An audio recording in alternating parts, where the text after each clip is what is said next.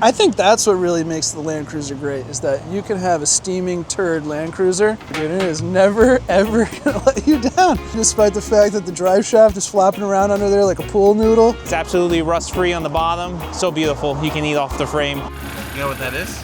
That's Alvin in the wheels going.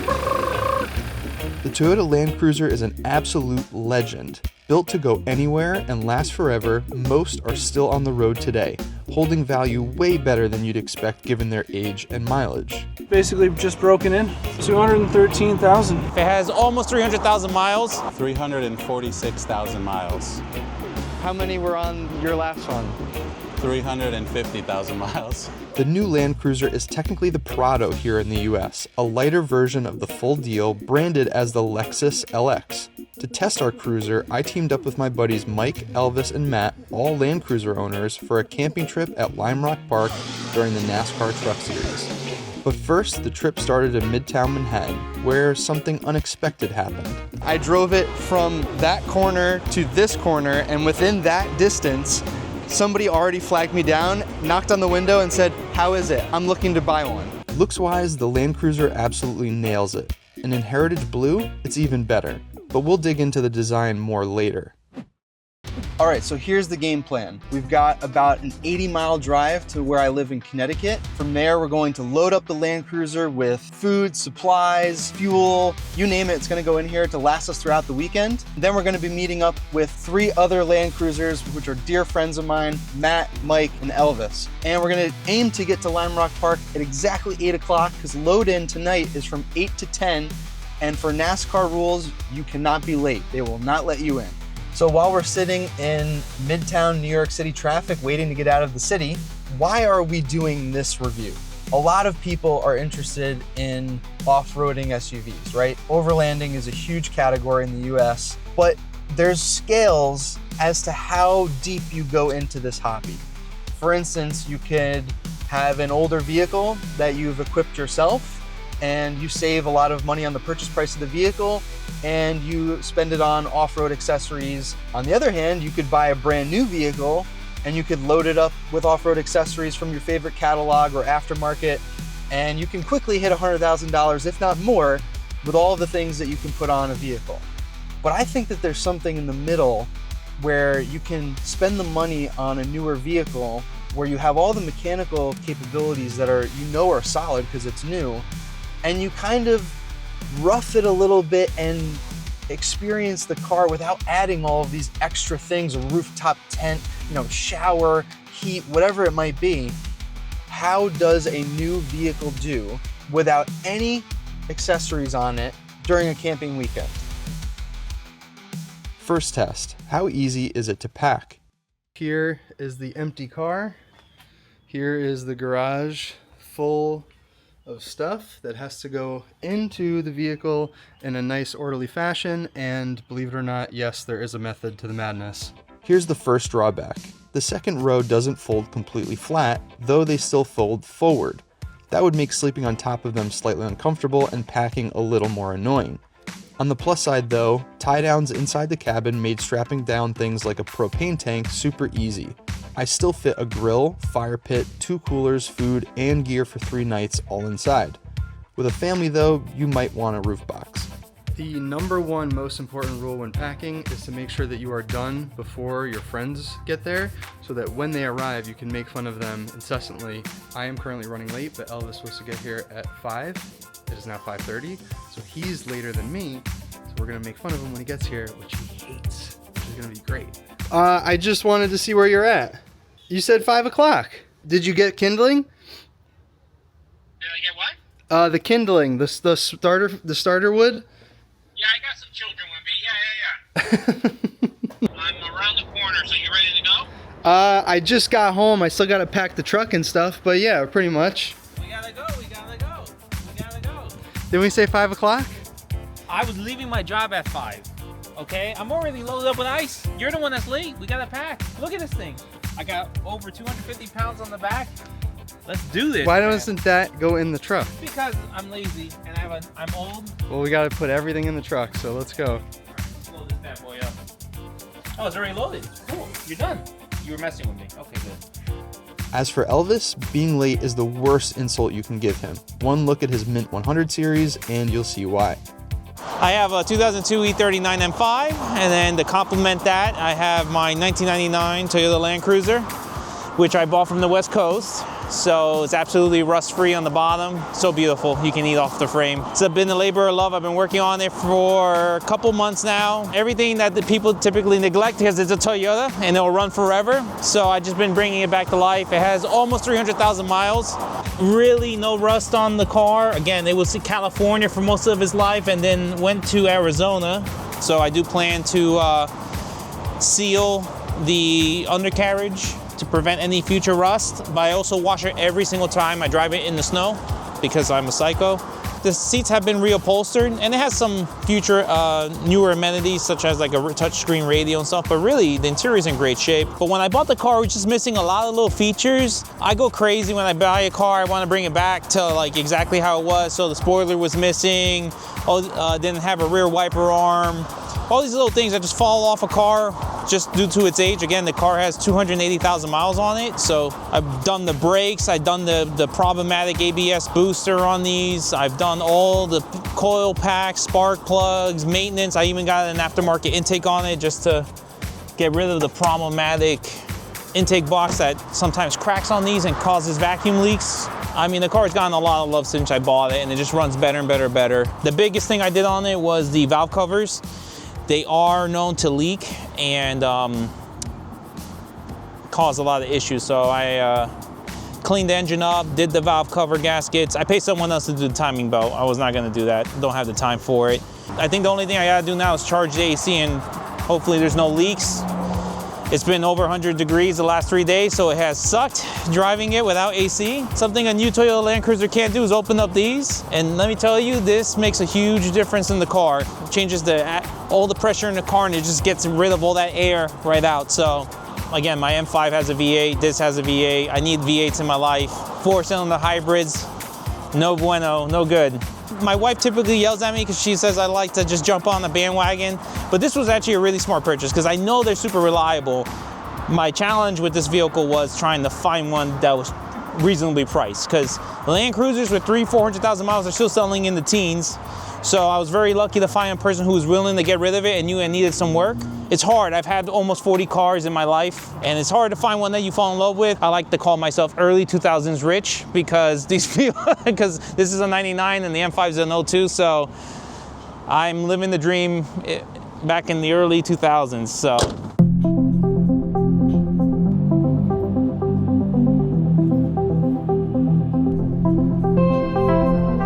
So as we're on our way to Limerock Park, I wanted to talk to you a little bit about the driving experience of the new Land Cruiser. The calibration between the motor, the hybrid pack, the drivetrain is really good.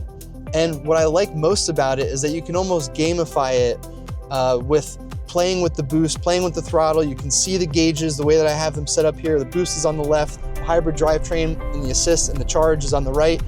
And when you go down a hill, the battery recharges. When you go up a hill, you can see that you're accelerating with boost. When you're starting from a stop, you can see that the hybrid drivetrain is helping you out. And it's fun. It makes the driving experience really engaging. It feels like I'm doing something and influencing all of these different parameters that you wouldn't normally have with a just naturally aspirated, non-hybridized car. I like that. Yes, there's going to be people that say hybrids add complexity and weight and all this sort of stuff. Yeah, that's true. But I say I'm for it because I think the benefits outweigh the drawbacks. And not to mention 19 miles to the gallon on this drive matches 3.5 gallons of gas in his 80 series going up that last hill. See, right now that 80 series is really struggling. I can hear it loud and clear through the sunroof of my truck. So take your pick. I'm picking fuel economy and a fun driving experience. Granted, not all things are created equal because that's a $4,000 truck. And this is like what you get when you got $4,000 to buy one. This one is not, but you get the idea. Rolling into Limerock Park was its own event. We lined up with the NASCAR haulers, which was one of the coolest parts of the weekend. By the time we got in though, it was dark, which was definitely not ideal for setting up camp, but one saving grace was the Land Cruiser's 120 volt outlet for our air mattresses. Downside is, it only works with the truck fully on, and since the hybrid battery pack is less than a kilowatt hour in terms of size, the engine does kick on occasionally to support the power draw. Still, it's a handy feature to have, especially at a campsite. So with beds made and eyelids heavy, we called it a night.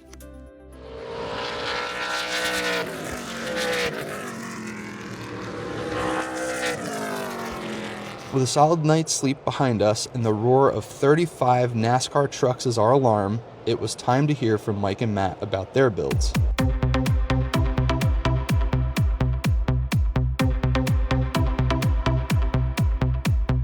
My name's Mike, and this is my 1998 Toyota Land Cruiser.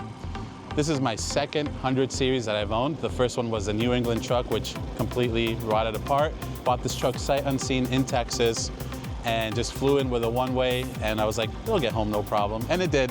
And I really haven't done too much more to it under the hood other than an onboard air system with a ARB dual air compressor from Amazon Special. You could almost call this glamping. This is my workstation. This is my desk for the weekend. This is my mattress and my pillow setup. And then I have my air conditioning hanging off the grab handle on the passenger door. And then this is my onboard battery system, which charges everything inside the truck that I need, so I can run all my lights and my phone and all that incredible stuff that you need when you're camping. And yeah, this is the homemade tire swing. Nothing special, but it gets the job done. The Land Cruisers are built in their own specific warehouse in Japan, which gives them that special treatment. They're designed to last 25 years really without any serious repairs or replacements of anything. Here's the Amazon Special dual compressor setup, and we have an airline to attach. Did you mention how many miles are on this? Yeah, 346,000 miles. How many were on your last one? 350,000 miles. And that's light work, right? That's light work. Something that's not a problem, but if you don't stay on top of it, it's the timing belt. If the timing belt snaps, sometimes you can get lucky, but that's probably the biggest Achilles heel, and the starter is under the intake manifold, which is a little inconvenient, but it's doable. It's the only reason everything looks clean under here, because I just did it not too long ago and refreshed everything I could while I was at it. And then these have a 2-pinion front diff, the 98s and the 99s, so they're a little bit weaker at the 2000s as well, which is why I blew the front diff on my last one. So upgrading the front diff if you want to make it kind of bulletproof, and the early models like this one got a center and rear locking diff. So really, if you just upgrade the front, and then you have a triple lock rig, and it's unstoppable at that point. Last but not least, what'll probably leave you stranded out of anything that you could expect is that bad boy over there, the Brake Master, the brake booster. It's its own special system. It's not a vacuum actuated system. And when you get a little chime inside the dash with the brake light on, you just need to pull over immediately and get a tow truck, because there is no coming back from that. But it's an easy repair. It's just a little bit costly, and it's just one of those things where there's no really telling on when it's going to happen. It just goes. So that's probably the scariest thing and the worst thing, if you ask me. But everything else is fixable. All right, my friend Matt is going to show you his Land Cruiser, and you better listen, and you better give him a thumbs up and smile. While Mike's Land Cruiser sees the trails the most, Matt's might be the most capable. Hello everybody, my name is Matt, and this is my 80 series Land Cruiser. A few years ago we decided that we all wanted to get into like off-roading, which at the time, you know, I didn't realize living in Connecticut, we live in probably the worst state in the nation for doing that, but you know, it sounded like a great idea. And I had no money, so I bought an XJ Cherokee, which sucked, right? But I knew that I always wanted a cruiser. So I fixed that thing up, sold it for $4 grand, and basically what you're looking at is 80 series that you can buy for $4,000. Okay, this is not the bring a trailer, $100,000, 4,000 mile, beautiful thing, right? This is my trusty, you know, Working man's cruiser, basically. I think what I like about it the most is that unlike other vehicles, you can kind of work on it and fix all the problems, but still daily at the same time, right? I mean, that's just not the case with most things. The drive shaft flops around, it's got no air conditioning, it's got no radio, it leaks all over the place. I top the power steering up all the time. You know, it doesn't feel right, the exhaust leaks, like it's just, the thing has all kinds of issues. But you know what, I turn the key, it gets me to work, it gets me to the campsite with my boys, no problem, basically. I could probably drive it like this for another 200,000 miles and it would work great, you know? The only thing is it'd probably cost me about $50,000 in fuel because I get about 11 miles a gallon, and that's on a good day. The scene of the Titanic when they added more coal to the engine, you saw the big pistons start going up and down. That's just a very good reenactment of how this engine pretty much operates. Yeah. The gas pedal is like multiple inches of travel with zero reaction. It's just more noise, no more acceleration, more decreasing of the fuel gauge.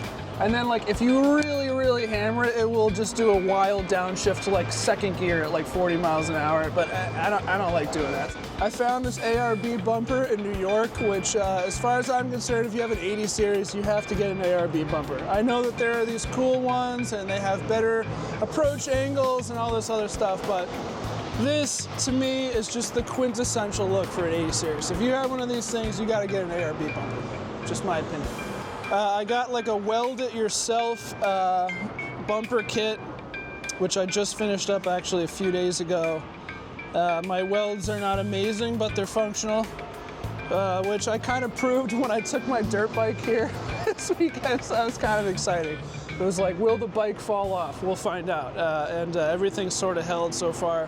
I just did a lift kit, which is surprisingly difficult.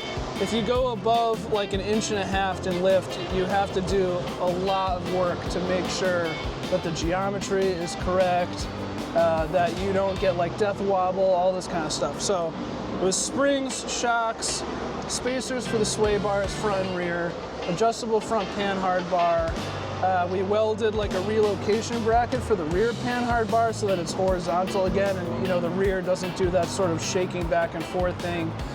New steering stabilizer. I had to extend the brake lines, extend the diff breathers, and I want to say, I did a front drive shaft with a double cardan joint on the front, and then the rear drive shaft still needs to be addressed. It shakes around really bad at any speed, like above 50, but like I said, it's a cruiser, right? So you kind of just get to it when you want to, you know? I could drive it like this for the next 10 years, probably be great. Oh, whoops, sorry, I dozed off there. It's not luxurious. It's not even really nice to drive. It gets horrendous fuel economy. It is so slow, but to me, this is the cruiser, you know? I love all of them, but if you're gonna get a cruiser, this is it for me personally. I had two different choices where pretty much was based on the weather. If it was gonna be raining, I was gonna sleep in the Land Cruiser because there's more than enough space in the Land Cruiser to sleep in. You don't have to even remove the seats. The seats folded up still gives you enough room to put an inflatable mattress in there. I actually tested it out before I came here. So if it was gonna rain, I was gonna sleep inside the truck. But since it's not gonna rain and I want a little bit more room to change and be comfortable, I have the Chalet. It comes with a hot tub, there's a kitchen inside, I have a queen size bed in there. Pretty much can park the Land Cruiser in there if I wanted to. And, you know, it's expensive, taxes are high, but it is what it is, you know? When in Rome. So now that you've heard from the other guys about how they're using their rigs this weekend, I want to talk to you about how I'm using the new Land Cruiser. Obviously, I am a little bit of a poser. I am just buying into this experience. I have no mechanical aptitude. I have not repaired anything. I haven't customized anything. But also, there's a lot of other people that are in that same boat, right? They have money to spend on a new car, they don't know what to do, and they just want something from the dealer that's gonna do most of what they need, can come out to a weekend like this and kind of pretend that they're off-roading and overlanding and whatever it is. And that's kind of what we're doing here, is sleeping in it, living out of it, using it as a support vehicle, and then you should be able to drive it back to your city or driveway or home or wherever it is and not even think twice about it. it draws attention. It looks great. People gravitate towards it. And that's super important, right? You need to have that classic styling. If you look back at Matt's 80 series, you can kind of draw some comparisons between the two. The way that the front is designed, even little things like the new rigid headlights that are in the front. I just want to buy it and have it done already. I want buttons to work. I don't want to troubleshoot things.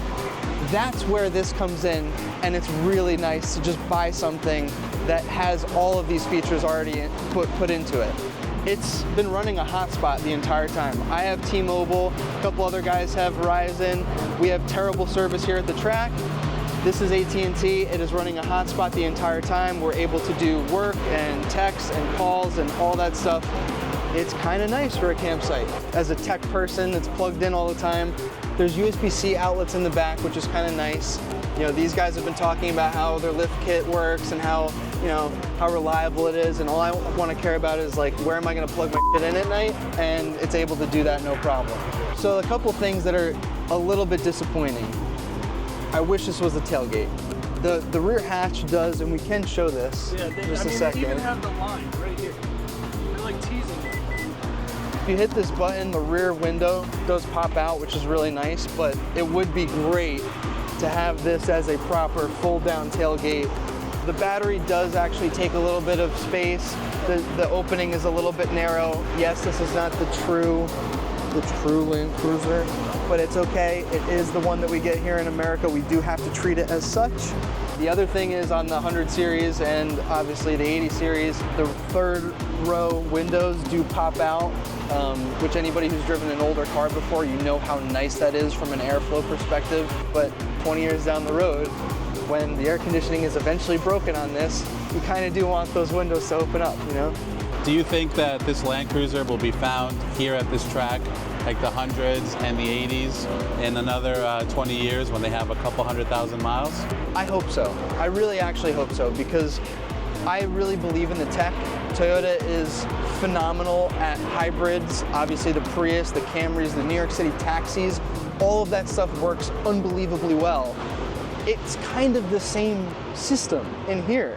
I really do hope that it lasts as long as these. Time will tell. But those are just my thoughts. Let's hear from the other guys about their feedback on the new Land Cruiser. Some of the features we've been using all weekend have been awesome. It's charged everything in our campsite, and it just kind of comes on and off as the battery drains, which I think is really cool. The new one's really pretty, and I think they are capable, but I think it's going to take a little bit for the true LC enthusiast to be won over. That's just my 2 cents. I really like the styling. I think it's unique. I think they did a really good job like making it kind of cool looking. I like the look, I like the appearance. I love the color. I am just not a huge fan of the power. I mean, obviously a 4-cylinder hybrid. To me, I truly feel that the GX from Lexus is the true Land Cruiser with the V6 twin turbo. It sounds like a diesel, but not in a good way. Let's be real, it's a product. It's not a Land Cruiser. I think as far as reliability, it's still too early to tell. If it goes anything like the twin turbo 6 cylinders have been going, there may be problems down the road. That's not to say that these cars didn't have recalls when they were new, but it usually wasn't your driveline that was causing you the problem. So I'm curious to see how they age out. Mainly just you have a hybrid system and a 4-cylinder, which arguably, even though it's turbocharged, it's still going to work a lot harder to do its job on a day-to-day basis than something with 8 cylinders, even though I'm sure that puts out almost twice the power that these do now with the age that they have. I don't know if they'll age the same. You know, my parents walked into a Toyota dealership in 1995 and just like left with one as a family vehicle. Like sometimes I think we got to remember that like the vehicle has to sell as like a regular vehicle for regular people doing regular things, right? And then crazy lunatics like us, like 20 years later, can buy them and like turn them into whatever you want, you know? And I think that they did a really good job of making sure that when we get to that point, you know, 20 years from now, and we can get them on marketplace for however much money, you know, that the bones are there for us to do what we need to do, but it makes for like a great vehicle for people buying them in 2025 too. So I think they did a really nice job with that. Well, thanks so much for watching today. We really appreciate you guys hanging out with us here at NASCAR at Limerock Park with the Land Cruiser crew. We're gonna have another great night's sleep in the back of the cruiser. But let us know in the comments, which one would you pick? Where would your money go for buying one of these Land Cruisers? Or would you not get one at all? We'll see you next time. Thanks so much for watching. You just get like some ducks, you know, and put them on the dashboard of your Jeep. And buy all your car parts at O'Reilly's 15 times a year. Because your U-joints just failed for like the 13th time since you know, May 1st. If you want to live that life, go buy a Jeep. Okay? But if you want to live the good life, get a cruiser. That's the answer. Oh my God. Preach. See you next time.